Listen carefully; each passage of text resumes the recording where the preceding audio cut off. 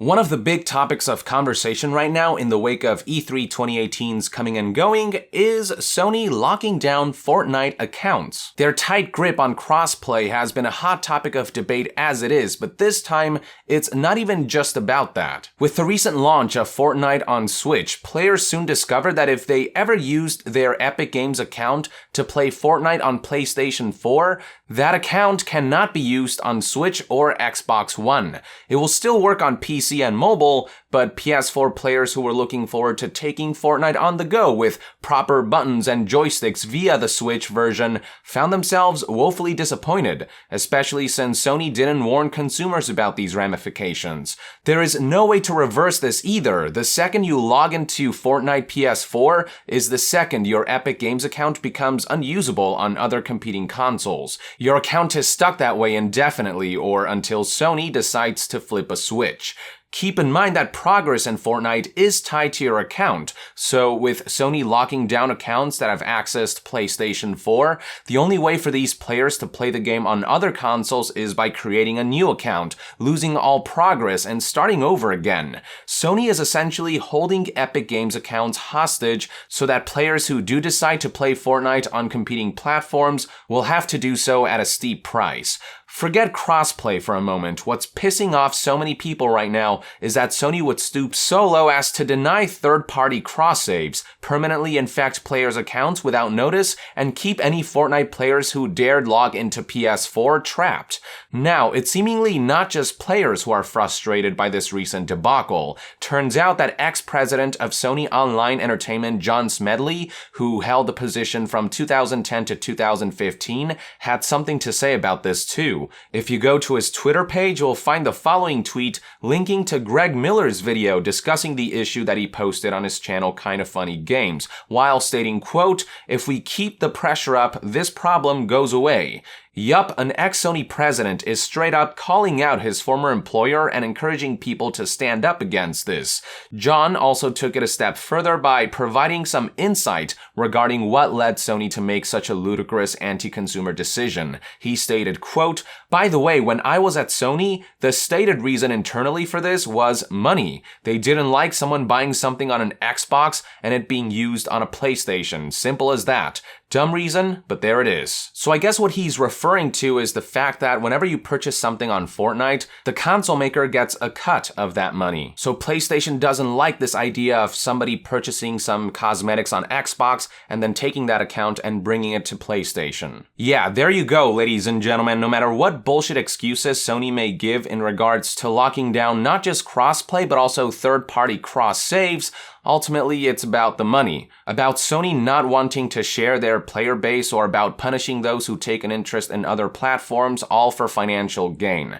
And speaking of bullshit, they have spouted some blatant bullshit, let's not kid ourselves here. Not only was their recent response to BBC's request for comment one of the most boilerplate, useless PR statements I've ever seen, completely failing to address the issue and saying pretty much nothing in long form, when the issue of crossplay was scrutinized in the past with games like Rocket League, Sony spouted crap like this. "We've got to be mindful of our responsibility to our install base. Minecraft, the demographic playing that, you know as well as I do, it's all ages, but it's also very young. We have a contract with people who go online with us, that we look after them, and they are within the PlayStation curated universe. Exposing what in many cases are children to external influences we have no ability to manage or look after, it's something we have to think about very carefully." Oh, come on, man. With or without crossplay, the second you engage with players online, you are being exposed to external influences. Let me put it this way, even Nintendo, one of the stingiest companies when it comes to online communications,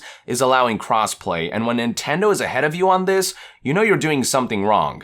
Now, I get to some extent that Sony is a business and all that, but they should be pushing for consumers making purchase decisions based on us liking a product and being enticed by what it offers, not based on trapping us with pitfalls such as having our third-party accounts unwittingly and permanently locked down. It should be about rewarding players who partake in their products, about giving us something we won't get anywhere else, not forcibly pinning us down and punishing us for expressing interest in the competition.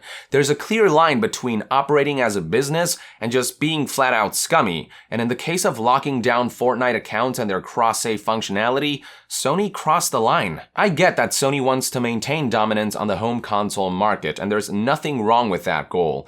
But people gravitated towards PS4 because of its uniquely compelling library of games. As long as they keep releasing industry-leading first-party exclusives, factors like crossplay and cross-saves will have no real significant bearing on PS4's dominance. People don't tend to respond well to feeling ensnared. We are at our happiest when we feel like we have made decisions based on free will and not from external influences. It's like how it doesn't matter how well you treat people you've kidnapped, they'll never feel truly happy as long as they feel like they can't freely leave without consequences. It doesn't matter if you give them a mansion to live in, all the material things in the world. If you tell them they can't leave, if you strip them of their freedom, they'll live miserably. Which is why this strategy of theirs will end up backfiring and achieve the opposite of the intended effect. Their goal is to lock down PS4 Fortnite players and exploit the fact that because PS4 is the dominating console, most people within groups of friends will likely own PS4s, and in turn,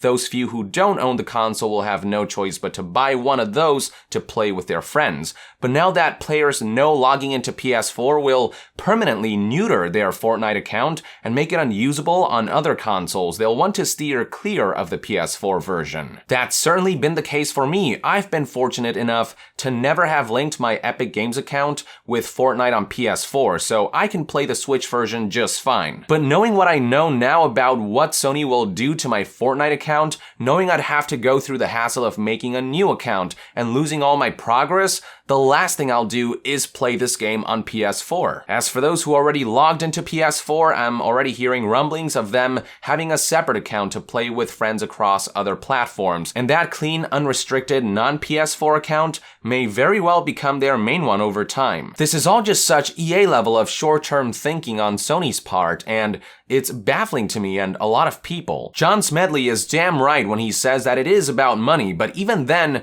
this all feels detrimental in the long term. A bad move in almost every way because, if anything, Sony's giving the competition a leg up right now and shooting themselves in the foot along the way. These are just one man's thoughts and opinions anyway. I'd love to hear what your take is on Sony's iron grip on Fortnite accounts in the comments below. With that, I would like to end this news update. Thank you for tuning in. If you enjoy my content and would like to directly support this channel, consider donating on Patreon. And to be further updated on all things gaming news, reviews, and discussions, stay tuned right here on Young Yeah. I'll see you guys next time. Young out.